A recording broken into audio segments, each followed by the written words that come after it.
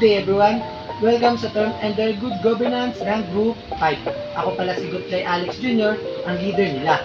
And together with my group mates, i-share namin sa inyo yung naging study and experience namin sa aming napiling business. So, for this project, ang napili namin pag-aralan ay ang DigiCraft Printing Service. So, ano nga ito? Isa itong local micro-enterprise na located sa SB Homes 3, Barangay San Roque, Antipolo City. Properly registered din sila sa DTI with business number 6303473. And pinapatakbo ito ng owner na si Miss Cristina de la Cruz. Almost 2 to 3 years na silang nagsiserve sa community and they accommodate around 30 to 50 customers every day. Some of their main service include document printing, photocopying, scanning, lamination, rush ID, and even graphic design, and layout or flyers, invitation, and business card. So, bakit nga ba DigiCraft ang napili naming business kumpara sa ibang business?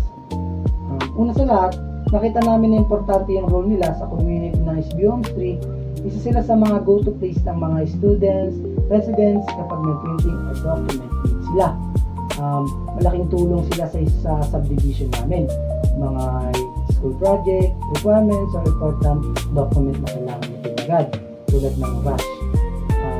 Second, during our initial assessment, napansin namin na may ilang parts na kailangan daily operations na mostly ginagawa pa rin ng manually, tulad ng checking ng supplies at pag-record ng sales.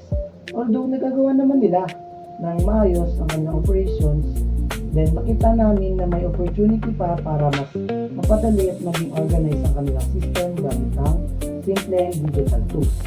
And for example naman, sa inventory or supply monitoring, nakakatulong ang digital recording para mas madaling makita kung alin sa kanilang supplies ang paubos na. Then sa sales recording naman, mas magiging organized ang transaction at mas madali nilang mababalikan ang kanilang records kapag kinakailangan na. Ako po si Nathaniel Orfiano, and I'll be talking about the activities we do during our fieldwork and research phase.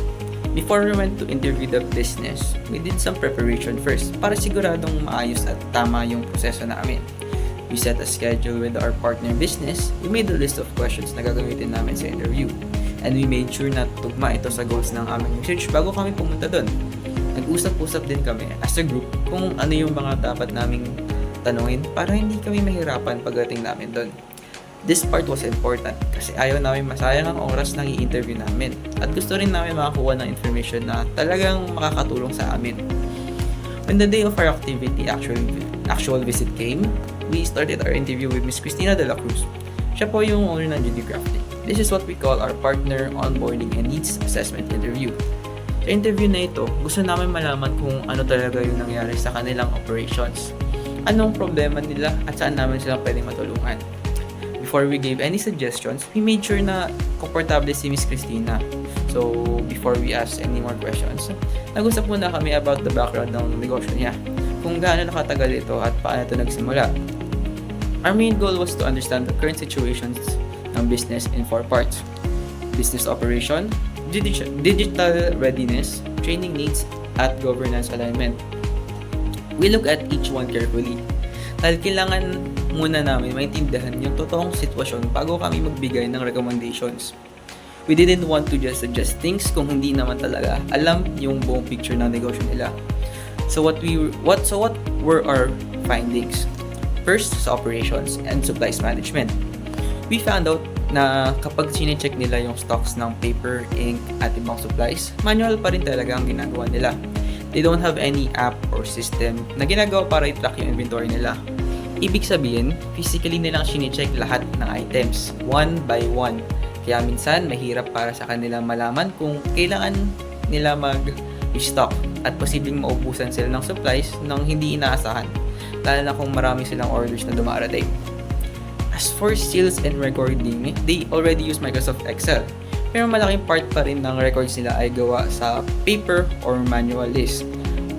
May mga times na naisusulat lang nila sa notebook tapos ilipat sa Excel kung meron silang oras. This means na hindi pa lahat digital, kaya may room for improvement pa dito.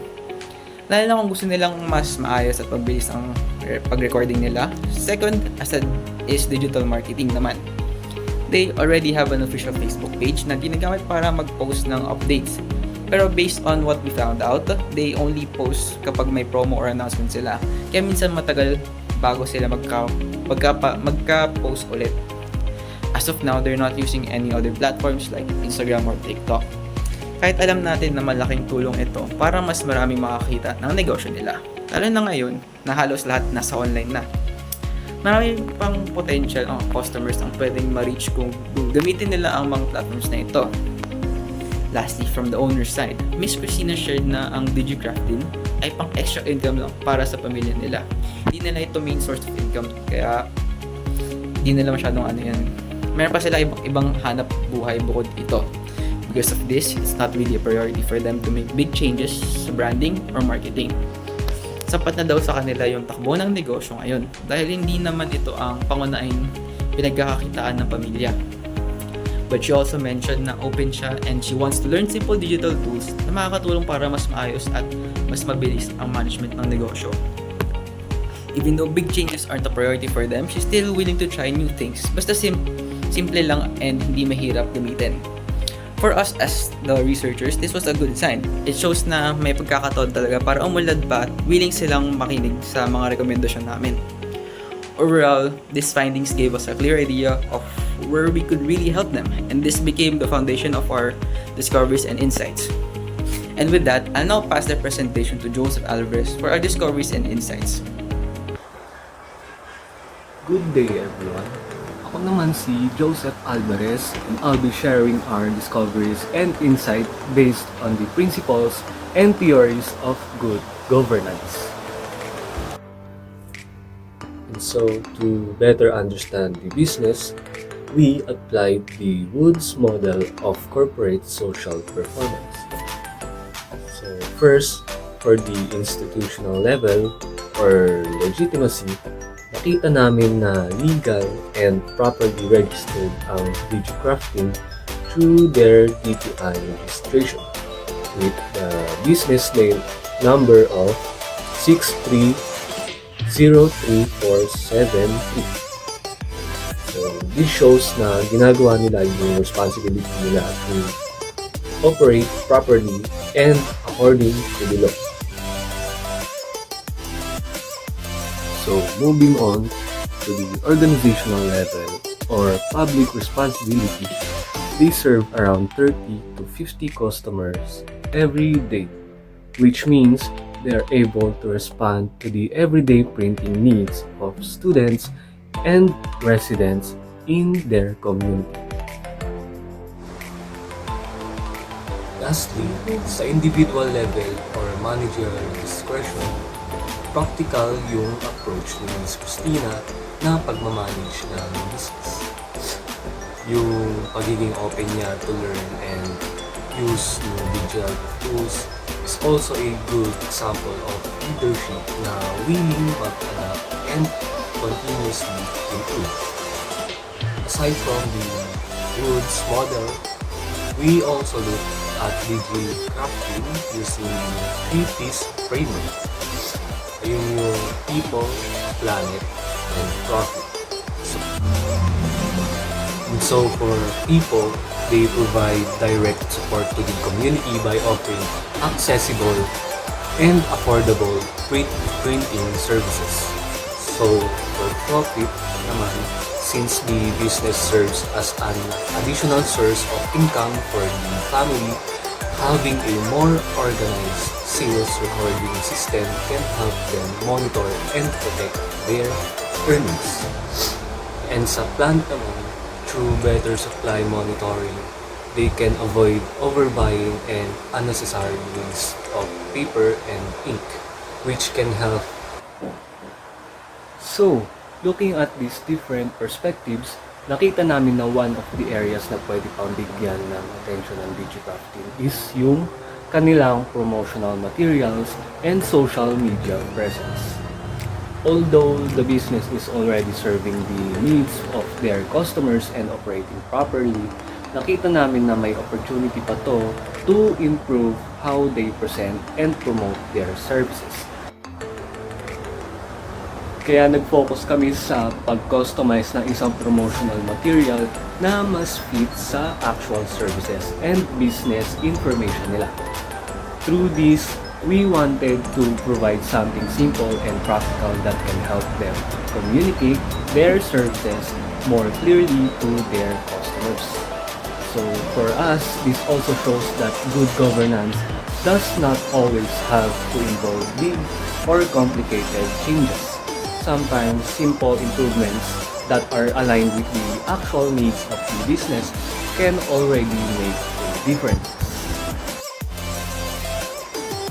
And in the case of DigiCrafting, we saw that a more organized and appropriate promotional material can be one small step toward improving their visibility and customer engagement. With that, we can now proceed to our recommendations and action plans for DigiCrafting. Ako naman si GME Duran, and for this part, I'll be discussing our recommendation and action plans for DigiCrafting. Based sa mga findings namin during the interview, nakita namin na may mga simple ways para mas ma-improve yung presentation and online presence ng business. For our contribution, we focus on mainly on improving their promotional material, and we use an existing template and customize it especially for this DigiCrafting. And pinalitan namin yung original logo and information para maging relevant sa actual business nila. Good morning everyone, I'm Melman Demano, and ngayon naman po is i-discuss ko po kung paano po namin in-update yung contact information ng DTI business name nila and location and list of services offered by DigiCrafting. Included dito yung different services nila such as printing, copying, scanning, graphic design, and finishing services, and laminating syempre, as well as other products and services like Rush ID, labels, stickers, flyers, invitation, photocopies, business cards, worksheets, brochure, booklets, and flashcards. Although simple lang yung changes na ginawa namin, the goal was to create a promotional material na mas accurate, personalized, and applicable sa actual business ng DigiCrafting.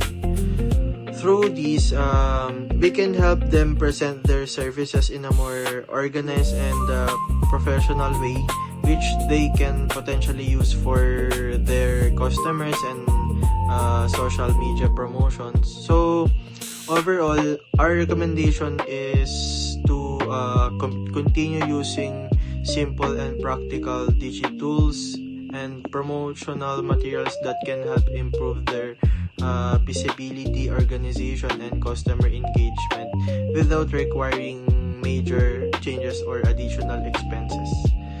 So thank you.